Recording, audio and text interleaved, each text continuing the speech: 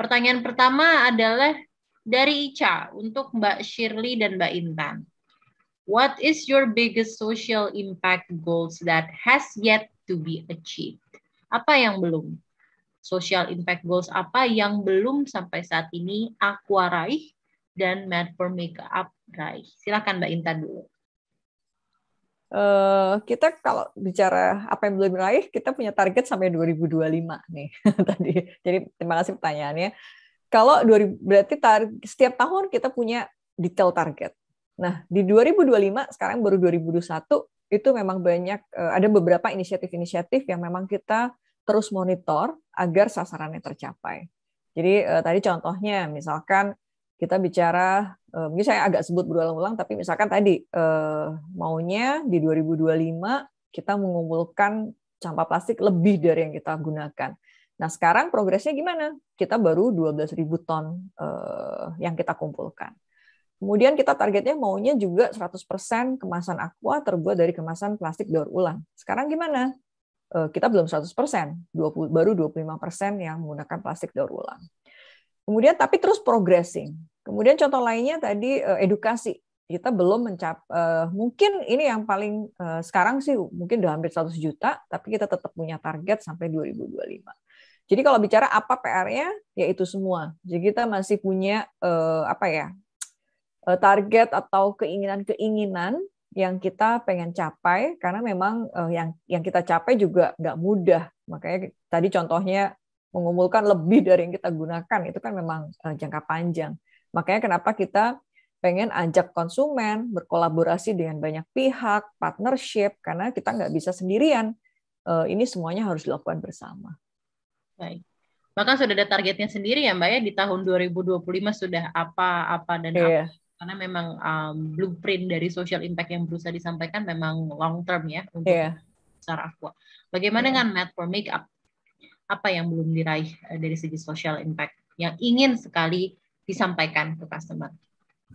Iya, kita kalau Mad sendiri kita sebenarnya sekarang juga memang masih belum bisa 100% untuk benar-benar totally green based on our product dan our packaging. Kalau packaging mungkin sudah bisa ya, cuma ada masih beberapa seperti contohnya kayak pensil alis yang bentuknya micromatic yang diputar, itu kita masih belum bisa menemukan gimana caranya supaya badannya si pensil alis itu bisa terbuat dari other material other than plastik. Jadi atau mungkin bisa pakai plastik tapi yang recyclable. Jadi itu masih belum bisa tercapai. Tapi untuk yang lainnya kayak dari packaging kita yang botol-botol plastiknya semua kita prefer untuk pakai botol kaca karena kita pikir itu kayak bisa lebih di recyclable, bisa dipakai juga mungkin oleh audiens kita kayak jadi tempat untuk spray hand sanitizer dan lain-lain. Jadi digunakan ulang.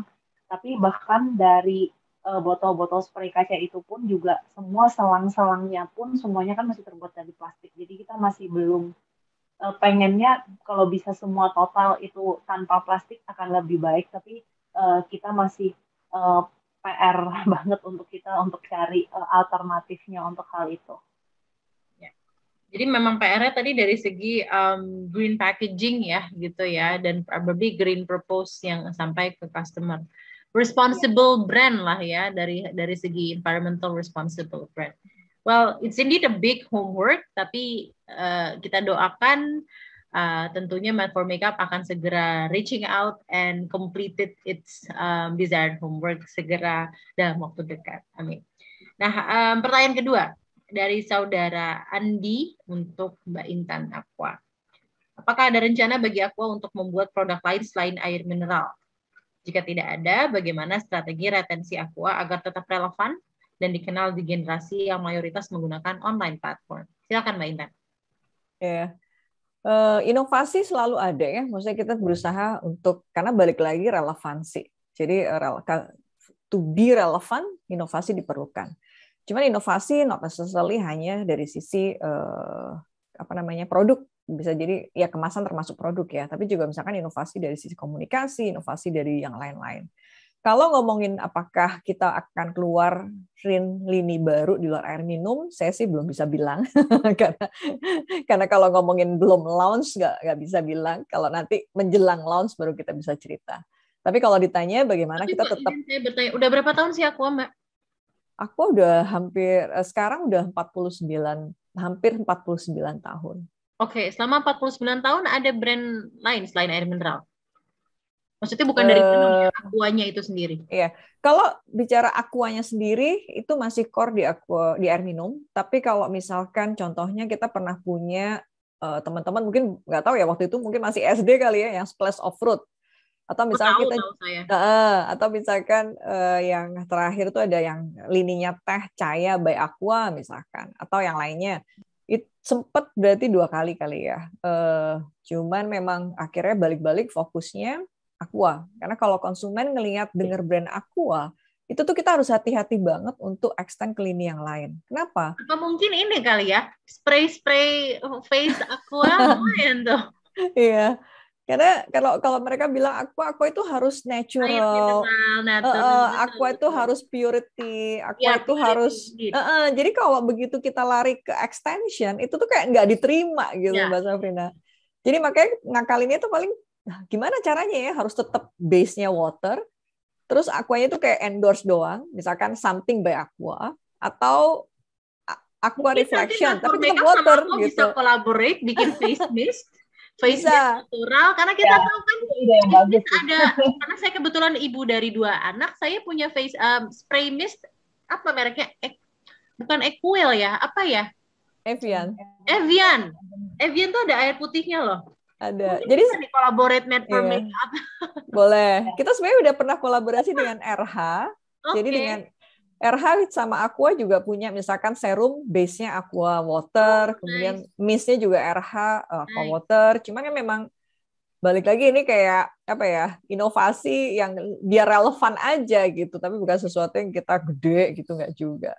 Oh gitu ya. Jadi emang harus hati-hati ya, karena itu balik lagi Mbak Safrina, mereka tuh expect Aqua ya, it's something yang natural, pure, clear, water. Begitu kita kayak extend yang lain tuh kayak nggak diterima gitu loh, kayak kok aneh sih gitu. But we really hope for another line of products ya that will come from Aqua ya. Kita kalau tetap di air minum, manfaatnya kita sudah sangat percaya gitu ya. Kalau di air minum tuh kita lebih inovasinya ke packaging ya. Tadi contohnya Aqua Life, terus kita punya misalkan Aqua Reflections, di mana itu botol kaca, atau yang di Bali kita juga keluarin returnable glass bottle. Ini juga salah satunya biar lebih sustainable. Jadi botol kaca tapi bisa bolak-balik digunakan ulang. Jadi lebih ke situ inovasinya, sama program-program. Ya. Menarik. Tapi kalau misalnya nanti sampai ada produk baru dari Aqua, berarti ini emang bermulanya conversation-nya dari brand Insights ini. Hopefully. Tapi ya, we're so looking forward for another innovation dari Aqua ya, since the brand is also udah sangat-sangat terpercaya. Pertanyaan terakhir pada sesi kita di Brand Insights UI di siang menuju sore hari ini adalah untuk Mbak Shirley dari Saudari Maria. Is there any plan from Made for Makeup in actualizing sustainability and eco-friendly products in near future? If there's any, what is it? Apakah ada rencana bagi Made for Makeup untuk menjalankan sustainability dan eco-friendly products di masa depan yang akan mendatang? Kalau ada, boleh tahu nggak sih Mbak? Apa? Silakan Mbak. Iya, jadi untuk Made kita udah mulai kepikiran untuk kayak membuat untuk beberapa produk, mungkin nggak bisa semua, ada beberapa produk yang mungkin kita akan jadinya bikin seperti kemasan refill-nya ya. Jadi seperti essence yang mist gitu, tapi bikinnya dalam kemasan refill, jadinya nggak usah beli packaging botol kacanya lagi, jadi pakai yang udah ada di rumah aja. Jadi aku rasa itu kayak bisa lebih green. Dan untuk saat ini sih kita sebenarnya udah dari 2020 kita semua packaging box yang kita punya itu semuanya bisa dijadikan kita bikin, jadi bisa di perforated box gitu dan bikin itu menjadi tempat penyimpanan barang. Bahkan ada beberapa produk yang bisa kayak kita gabung-gabung dan tinggal ditempel pakai double tape gitu, terus jadiin tempat untuk taruh lipstick, taruh pensil alis dan lain-lain sebagainya. Dan itu produknya apa tuh Mbak? Itu produknya untuk produk lipstick, terus Incredibrow tuh pensil alis, sama untuk sponge blender kita. Jadi Jadi penasaran semua ngelihat Instagramnya Made for Makeup. packaging kotaknya itu sebenarnya dia kayak ada perforated-nya gitu. Memang simple banget sih, tinggal bikin kemasan yang outer box-nya ada perforated, jadi bisa dijebol sama customer, terus nanti itu bisa dijadikan tempat untuk penyimpanan. Cuma ya itu tadi kayak hal-hal seperti selang dari misnya, selangnya dari plastik, itu apa kita mungkin harus cari cara, karena kayaknya nggak mungkin kalau nggak dari plastik ya, atau mungkin cari yang bisa di recycle plastiknya, something like that. Itu yang bisa masih menjadi PR banget. Berarti memang sudah ada ya Mbak ya, sudah ada rencana untuk membuat eco-friendly and sustainable products gitu ya, but it's still in the process gitu ya. Ya. Kita coba untuk improve, karena kita tahu kita belum 100% semuanya benar-benar green dan fully recyclable, tapi kita coba untuk perlahan-lahan untuk ganti ke arah sana. Baik, baik. Oke, still improving, tapi hopefully sooner or later. Ini juga aku udah ngeliat sosial medianya Water Makeup, keren banget kontennya. Kayak sepertinya sudah direncanakan dengan sangat baik, translate banget, dan engagement tinggi banget ya. Setiap ngepost apa komennya banyak gitu ya. Dan selalu dibales gitu ya sama apa namanya Made for Makeup. Wow, it's indeed bisa jadi salah satu contoh ya, bahkan juga untuk brand-brand besar yang bergerak dalam bidang brand cosmetics gitu ya, engagementnya tinggi sekali. Baik, semoga akan bisa meluncurkan eco-friendly and sustainable product dalam jangka waktu yang dekat. Nah, ini ada 10 menit lagi waktu tersisa, saya diingatkan oleh panitia. Mungkin saya akan lanjutkan pertanyaannya, mungkin satu pertanyaan lagi saja kali ya. Dan langsung ditujukan untuk Mbak Intan dan Mbak Shirley nih. Pertanyaannya adalah dari saudara Izudin Alfaru. Bagaimana upaya branding Aqua dan Made for Makeup untuk menjangkau area yang secara geografis tidak terjangkau sosial media? Aku nggak tahu deh, emang ada ya yang secara geografis tidak terjangkau sosial media? Padahal ada ya harusnya. Semua kan kalau ada akses internet kan bisa terjangkau. Mungkin maksudnya area yang ya area yang secara geografis agak jauh gitu ya. Jauh atau koneksinya jelek gitu ya. Ya gitu. Mungkin dijelasin dulu oleh Mbak Shirley deh Mbak. Karena kan ini Made for Makeup kan rising product gitu ya. Gimana caranya reach out orang-orang yang nggak hanya di kota-kota besar bagi kamu Mbak as a founder of Made for Makeup? Kalau kita sebenarnya karena kita memang Made for Makeup, kita memang benar-benar masih startup, jadi jujur kita masih belum ada offline store kan. Okay. Tapi kita distribute ke ada beberapa distributor yang mereka ada punya offline store udah. Jadi untuk reach out ke orang-orang yang di area-area yang mungkin bukan di kota besar, kita sebenarnya udah sejak beberapa bulan lalu kita memang udah sengaja cari reseller. Jadi kita membuka peluang untuk reseller untuk orang-orang yang terutama di luar Jabodetabek. Jadi itu salah satu langkah kita, karena kita tahu banyak orang di daerah-daerah tertentu yang mungkin di tempat mereka tidak ada toko kosmetik yang besar dan lain sebagainya. Jadi kita merasa kita ya berharap lah bisa melalui reseller ini bisa reach out ke mereka lebih jauh, lebih dekat dengan daerah-daerah mereka gitu. Baik. Jadi memang karena memang keterbatasannya ya, of course keterbatasan brand yang masih misalnya startups memang belum ada offline stores, tapi dengan adanya Tokopedia gitu ya, online marketplace, Shopee dan keberadaan engagement yang sangat tinggi di sosial media itu malah jadi kunci gitu ya untuk menjangkau area-area yang tidak bisa secara offline ada gitu ya, untuk customer Made for Makeup, atau tadi sebutnya apa, rebels ya. Kalian loyal customer-nya disebutnya rebels. That's very nice. Bagaimana dengan Mbak Intan, Mbak? Gimana caranya Aqua menjangkau area-area yang tidak terjangkau sosial media? Brandingnya bukan produknya. Kalau memang sosial media penetrasinya mungkin nggak setinggi si TV ya. Jadi karena kita Aqua kan memang ada di TV. Jadi memang sampai daerah kecil pun mereka masih punya TV gitu. Tapi kalau misalkan daerah yang TV aja belum masuk, ya akhirnya susah sih berarti kan. Maksudnya mungkin produk kita juga nggak sampai sana. Tapi TV itu adalah the most the highest ini kan penetration dan juga reach-nya itu paling gede. Jadi makanya kita pakai TV as a main media. Sosial media atau digital itu baru setelah itu, kemudian kita juga punya radio pastinya. Karena kan kalau lokal-lokal gitu juga kebanyakan radio besar kan juga local radio station juga lumayan ada gitu, maksudnya si listenersnya ada untuk daerah-daerah.